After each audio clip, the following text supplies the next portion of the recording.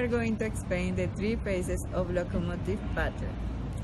First one is the initial phase that characterizes for build the first observable trace of execution of ability.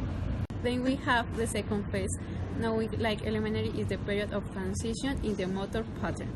Development during the skill performance is improved with the appearance of elements of mature pattern, but with on execution that is not correct. And the last phase, mature phase, is integral, harmonious, and coordinate at motor partner, and the level of skill is similar to a skill adult.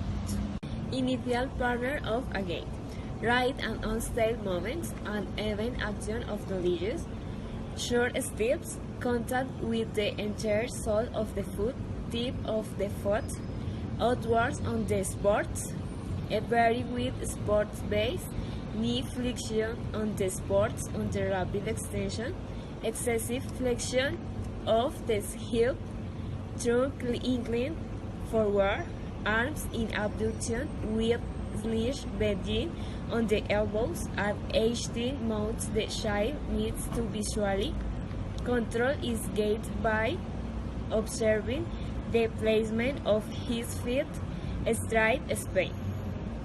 Mature partner of the gait. Fluid and constant movement. Contact is made with the support of the heel, with the hip slightly flexed and the knee extended. This is followed by a bending of the foot and knee, which is maintained until the sole of the foot is fully supported, and it ends with the extension of the foot and the knee. Throughout this phase, the hip has been extended. At the end of the support phase, the extension of the foot and the bending of the knee and hip will occur and will be extended during the suspension phase.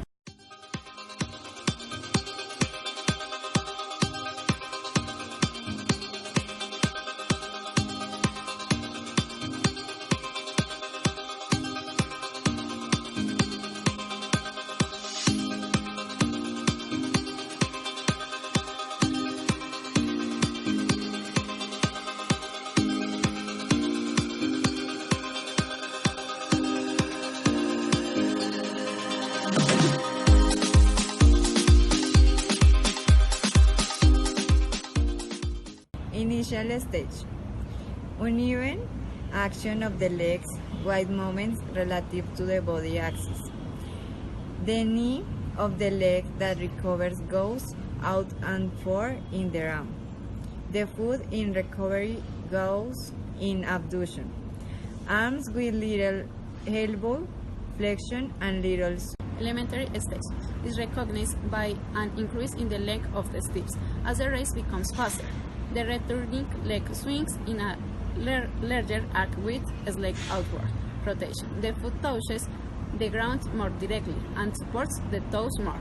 Before as a small stage without support, this leg extends more fully. The arm swims from the elbows out as opposite to the legs. Mature stage. Softer movements. The crest of the support base. Increase of the stride length. Smaller vertical stroke in each stride. Increase of the hip extension, knee and ankle in the drive. Increase suspension time and shorter support time. Increase heel in front leg swing. Increases knee height, forward hand goes less toward line middle body. More arm swipe. More elbow bending, trunk leaning forward.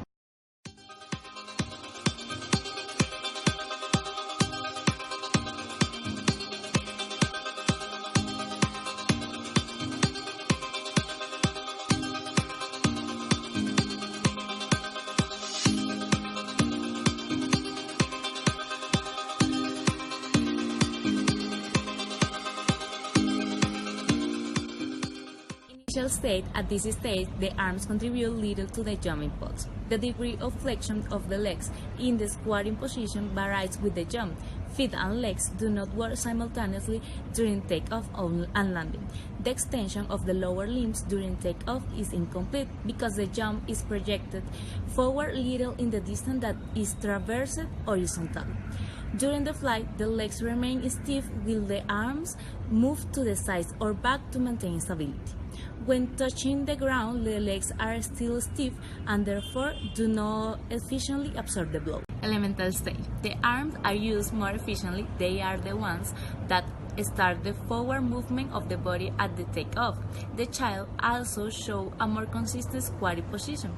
It has a fuller extension of the lower extremity and the takeoff angle descent.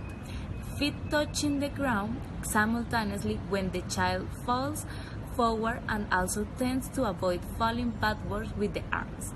Mature stage.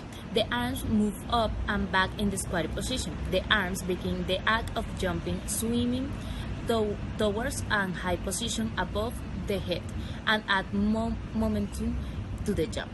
During the flight, the arms remain high and the hips flexed. At the takeoff, the weight of the body follows the momentum down and forward.